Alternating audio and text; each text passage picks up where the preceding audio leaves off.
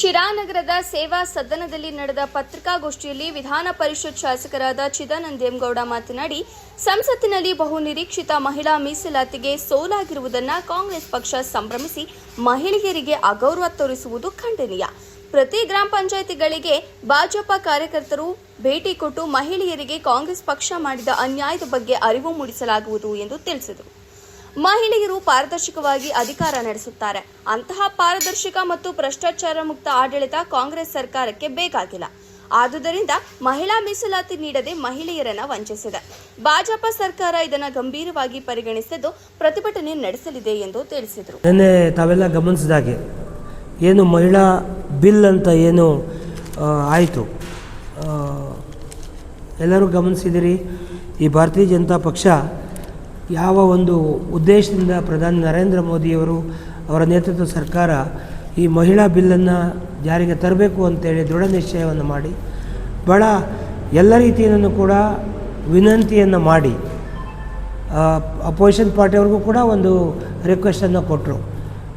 ನೀವು ಕೀರ್ತಿ ನೀವೇ ತಗೊಳ್ಳಿ, ಪರವಾಗಿಲ್ಲ, ಆದರೆ ಯಾವುದೇ ಕಾರಣಕ್ಕೂ ಈ ಮಹಿಳಾ ಪರವಾದ ಬಿಲ್ ಏನಿದೆ ಇದು ಬಿದ್ದೋಗಬಾರ್ದು, ಇದನ್ನು ಪಾಸ್ ಮಾಡಿಕೊಡಿ ಅಂಥೇಳಿ ವಿನಂತಿ ಮಾಡಿದ್ರು.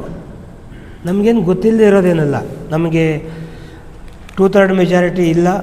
2/3 ಮೆಜಾರಿಟಿಗೆ ನಮ್ಗೆ 54 ಮತ ಕಡಿಮೆ ಇದೆ ಅಂತ ಗೊತ್ತಿತ್ತು. ಆದರೂ ಕೂಡ ಕನಿಷ್ಠ ದೇಶದ ಮಹಿಳೆಯರನ್ನು ಮನಸ್ಸಲ್ಲಿಟ್ಕೊಂಡು ಆ ಬಿಲ್ಲನ್ನು ಪಾಸ್ ಮಾಡ್ತಾರೆ ಅನ್ನೋ ಒಂದು ಭರವಸೆ, ಇದಕ್ಕೆ ನಡೆದಂಥ ಪೂರ್ವ ತಯಾರಿ, ಕಳೆದ ಅಧಿವೇಶನ ಏನಿತ್ತು, ಅಧಿವೇಶನದಲ್ಲಿ ನಿರಂತರವಾಗಿ ಈ ವಿಚಾರದಲ್ಲಿ ಚರ್ಚೆ ಆಗಿತ್ತು. ಎಲ್ಲ ಪಾರ್ಟಿಯವರು ಕೂಡ ಭಾಗವಹಿಸಿ ಸಾಕಷ್ಟು ಚರ್ಚೆಯನ್ನು ಮಾಡಿದರು. ಈಗ ವಿಶೇಷ ಅಧಿವೇಶನವನ್ನು ಕರೆದು ಈ ಬಿಲ್ಲನ್ನು ಪಾಸ್ ಮಾಡ್ಕೋಬೇಕು ಅಂತೇಳಿ ವಿಶೇಷ ಕಾಳಜಿಯನ್ನು ವಹಿಸಿ ಮಾಡಿದ್ರೂ ಕೂಡ ಆ ಬಿಲ್ಲನ್ನು ಪಾಸ್ ಆಗದೇ ಇರೋದು, ಅದಕ್ಕೆ ಭಾಳ ಮುಖ್ಯವಾಗಿ 2 ಕಾರಣ 3 ಕಾರಣ ಹೇಳಬೇಕಾಗತ್ತೆ. ಅದರಲ್ಲಿ ಮೊದಲನೇ ಕಾರಣ, ಈ ಕಾಂಗ್ರೆಸ್ ಪಕ್ಷ ನಮ್ಮ ಕ್ಷೇತ್ರ MP ಪಾರ್ಲಿಮೆಂಟ್ ಸೀಟ್ ಸಂಖ್ಯೆಯನ್ನು 800ಕ್ಕೆ ಏರ್ಸೋದಕ್ಕೆ ಹೊರಟಿದ್ದಾರೆ, 850ಕ್ಕೆ ಏರ್ಸೋಕ್ಕೆ ಹೊರಟಿದ್ದೀರಾ, ಅದನ್ನು ಪಕ್ಕಕ್ಕಿಡಿ ಅಂತ. ಅದರಲ್ಲಿ ತಪ್ಪೇನಿದೆ?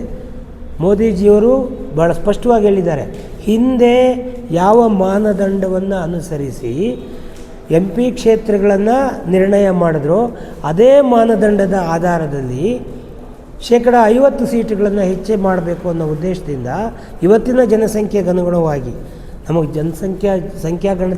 ಜನಗಣತಿ ನಡೆದಿಲ್ಲ ಅನ್ನೋದು ನೆಪವೊಡ್ಡಿ ಅಲ್ಲ, ಜನಗಣತಿ ನಡೆಯುತ್ತೆ. ಆದರೆ ಅಲ್ಲಿವರೆಗೂ ಕಾದರೆ ಇವತ್ತು ಕ್ಷೇತ್ರವಾರು ಆಗಬೇಕಾದಂಥ ಬೆನಿಫಿಟ್ಗಳಿಂದ ವಂಚಿತರಾಗ್ತಾರೆ ಜನ.